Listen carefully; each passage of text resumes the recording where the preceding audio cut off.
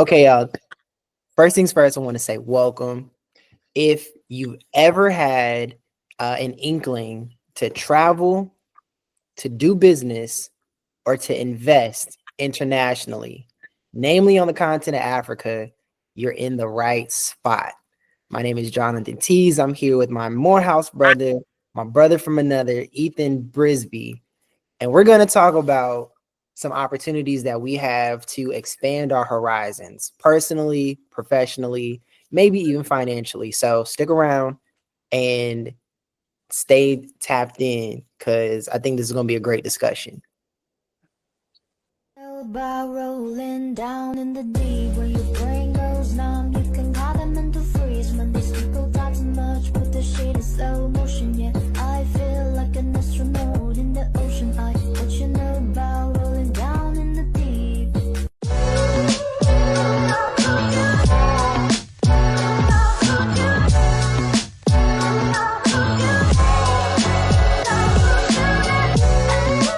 For sure, man. I'm looking forward to it, man. It's always good. I'm coming live from Kampala, Uganda. So I'm in East Africa. The beginning of year 4, not nonstop, but back and forth for quite a while. So I'm looking forward to the chat, man. I know you got a few things and questions lined up, and I'll show some information. So let's jump into it.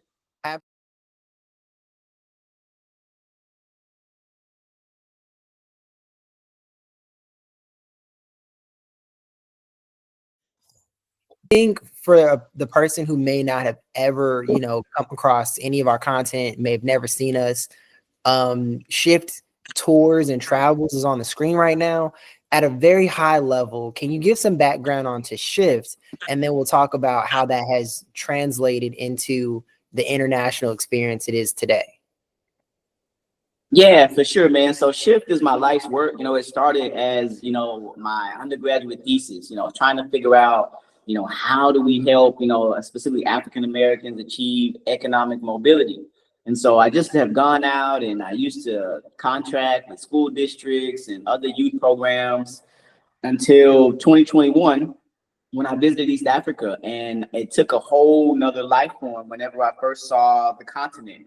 And so now what we do, I have relocated my life here to East Africa. And so what we do is we work with ambitious minds, and we help them, like we like to say, get from where they are now to where they want to be in the future. And so that's primarily through entrepreneurship type education or early stage ventures. It's a startup world out there where everyone has an idea.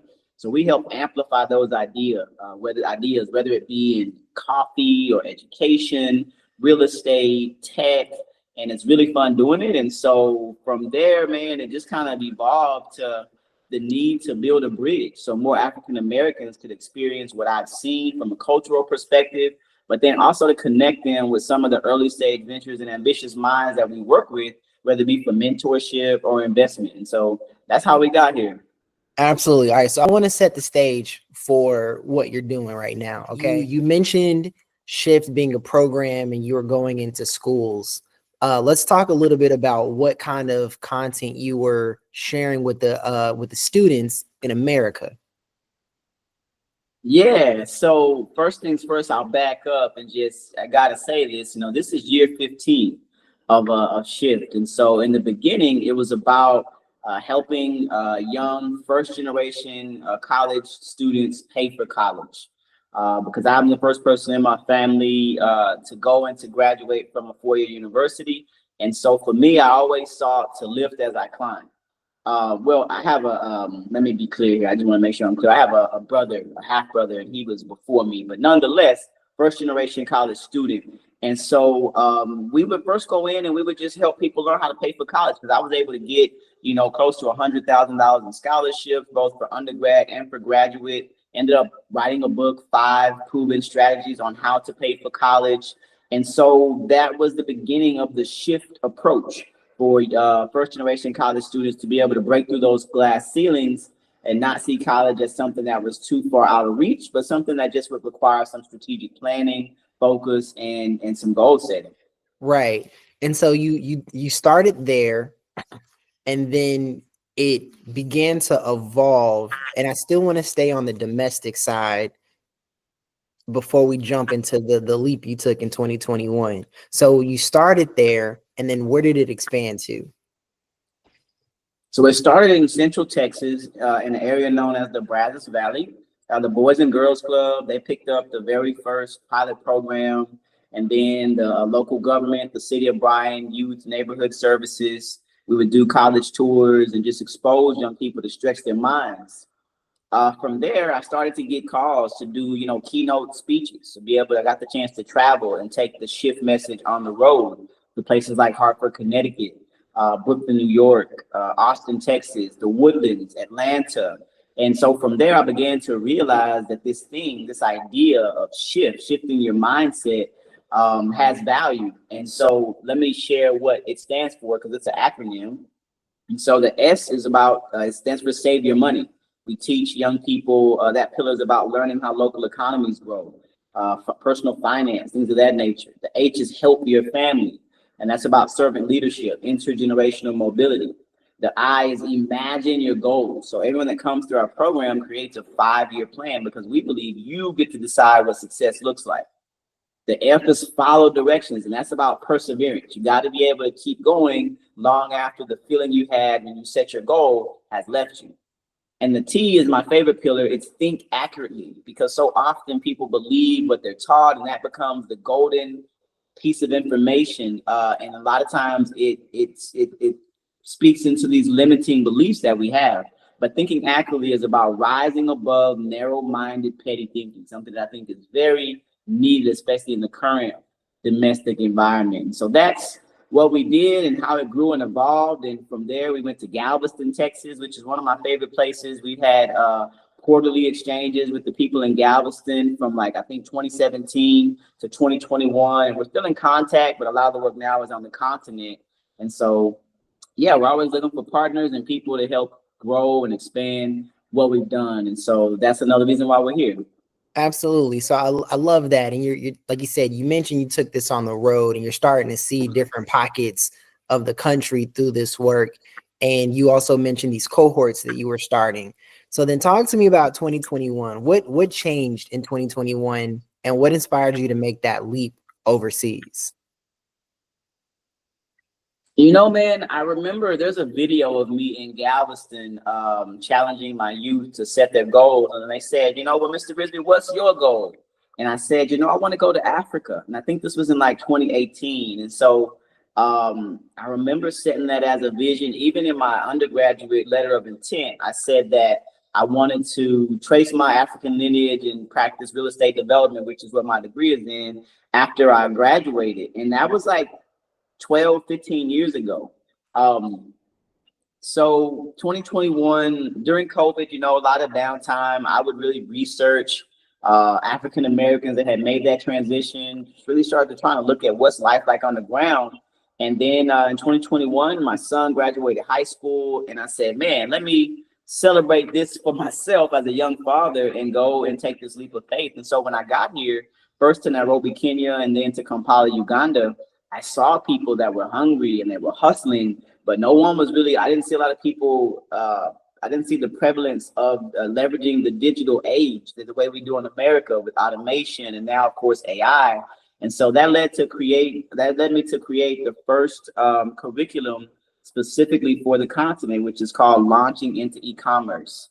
And so that was in July. By October, we had our first pilot program where we took on 15 ambitious minds. And for a while there, we were hosting quarterly cohorts.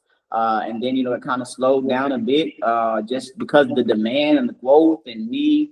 This usually just, Jonathan, this for a while was sort of just a ministry or this side thing I would do to just give back to the world. We don't charge people. Primarily, I'd be doing real estate. But since I've been here, it's just been over consuming of the demand, whether it be refugees or women or rural people.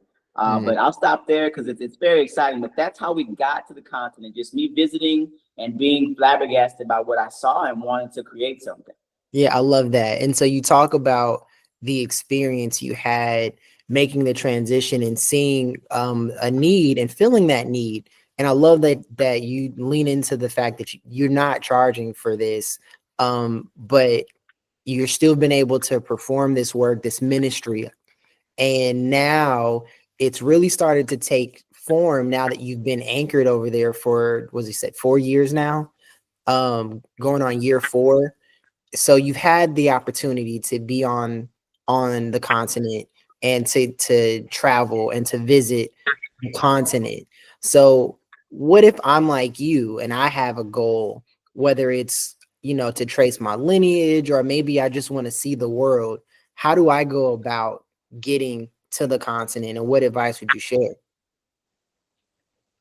I think the first thing, especially as African Americans, when you think about visiting the continent of Africa, whether it be East Africa, where I am, West Africa, Ghana, Nigeria, those places, you just got to do it, because I think so many of us have quite a few misconceived notions. Even still, you'd be surprised at how many scholars or professionals or just grown-up people that I talk to back in the States, and they just have such a elementary understanding of what life is like on the continent. So first, what I would like to say is, I can assure you that it's as regular as it would be if you were in Houston.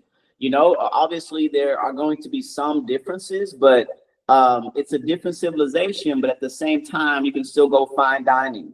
You can still have a good time on the weekends. You can still, go have brunch, with friends, or bottomless mimosas. You can still do community service. There's still government that functions properly, and law enforcement, right? So everything we have in the U.S. is here as well. So I would say, if your goal is to explore, I would say, man, just like you buy a plane ticket to Miami, you can buy a plane ticket to Kenya. And once you get there, you can use an Uber to pick you up from the airport, right, to take you to your hotel.